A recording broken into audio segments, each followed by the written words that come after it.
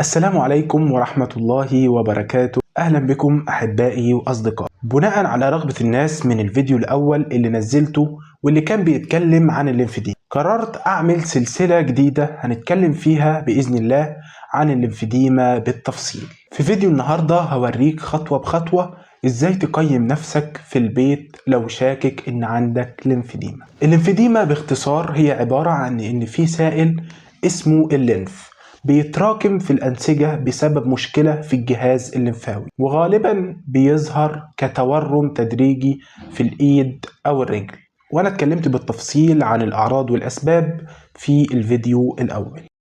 تعالوا برضو نقول الأعراض بشكل سريع. أول حاجة هتحس بتقل في الرجل، وكمان هتحس بتنميل، وهتحس إنك بتتعب بسرعة، وكمان لما تيجي تلمس الجلد هتحس إن هو سميك وصلب.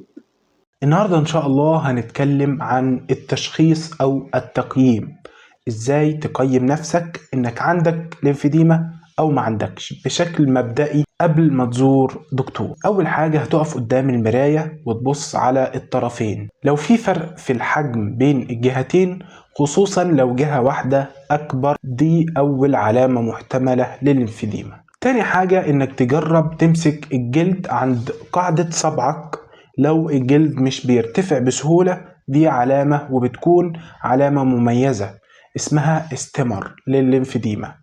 لو ما بترفعش الجلد يبقى دي علامة من الليمفديما، لكن لو بترفع يبقى دي مش ليمفديما.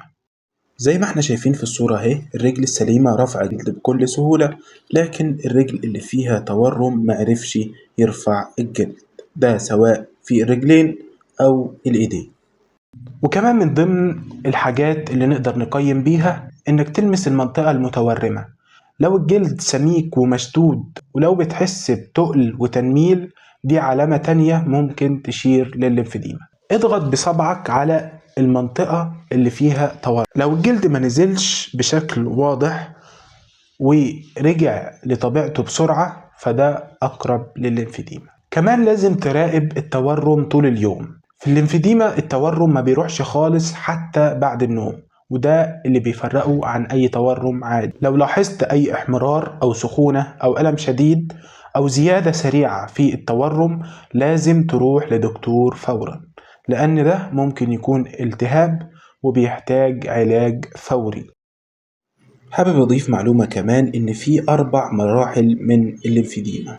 المرحلة الأولى ودي بتكون مرحلة سهلة جدا، والعلاج بتاعها بنسبة 100% مع العلاج الطبيعي بيكون فعال جدا.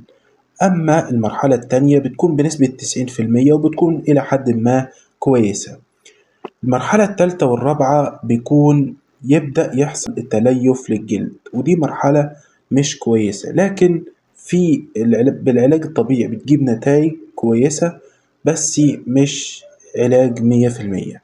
عشان كده بنرجو من حضراتكم إن انتوا أول ما تلاحظوا أي علامات للتورم فورا لازم تستشيروا دكتور بأسرع وقت. دي كانت طريقة بسيطة تقدر تعرف بيها إذا كنت مصاب بالليمفديما في البيت. إن شاء الله في الفيديو الجاي هعمل فيديو بعنوان تعمل إيه بعد ما عرفت إنك عندك ليمفديما. تابعوني وما تنسوش تعملوا لايك واشتراك عشان السلسلة دي فيها معلومات مهمة جدا. سلام.